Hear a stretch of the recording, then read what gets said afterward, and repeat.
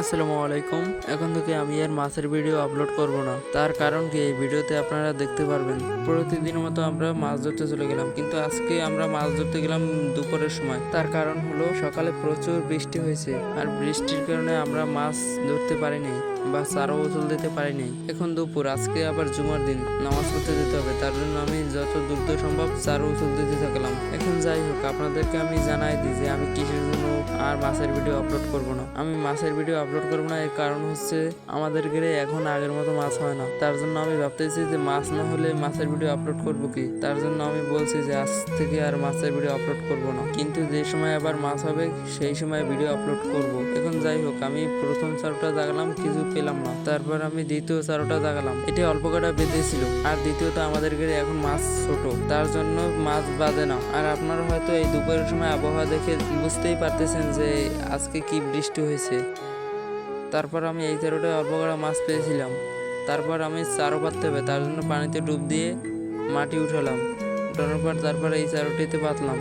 চারোগুলো খুবই বেশি ছিল, কারণ হচ্ছে অনেক কয়েকদিন উপরে থাকার কারণে চারোগুলো হালকা হয়ে গেছে। তার জন্য চারোগুলো ভাসমান, কারণ উপরে থাকার কারণে চারোগুলো অনেক হালকা হয়ে গেছিল। আর আজকে দুপুরে অনেক কাজ করা হয়েছে।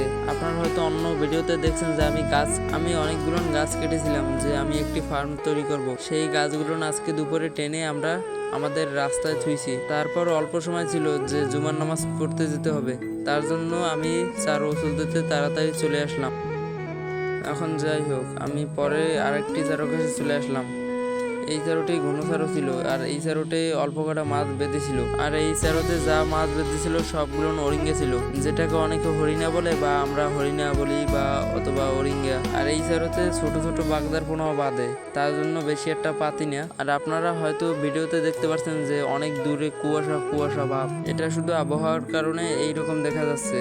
আমি তো প্রথমেই বলেছি যে আজকে খুব বৃষ্টি হয়েছে, আর বৃষ্টির কারণে আমরা চারা উচল দিতে পারি নাই। আর দ্বিতীয়ত আমরা চারা উচল দিতে পারতাম, কিন্তু আমি ঠান্ডায় পানিতে নামবো না বলে আমি চারা উচল দিই নাই, যে মাছগুলো ফ্রিজে থয়ে যাবো, পরের দিন বিক্রি করবো। তারপর আমরা পরের চারোটি জাগালাম, জায়গায় এই কটা অল্প কটা বাগদা বেঁধেছিল। তারপর এই চারোগুলান আমি ভালোভাবে পাতবো বলে এই চারোগুলানে ভার দিয়েছিলাম। আর ভাই, বৃষ্টি হওয়ার কারণে পানি খুব ঠান্ডা, কিন্তু নিচের পানিগুলো অনেক গরম ছিল। কারণ হচ্ছে উপরে বৃষ্টি ঠান্ডা, বৃষ্টির হওয়ার কারণে উপরের পানিগুলো ঠান্ডা ছিল, কিন্তু নিচের পানি খুব গরম ছিল।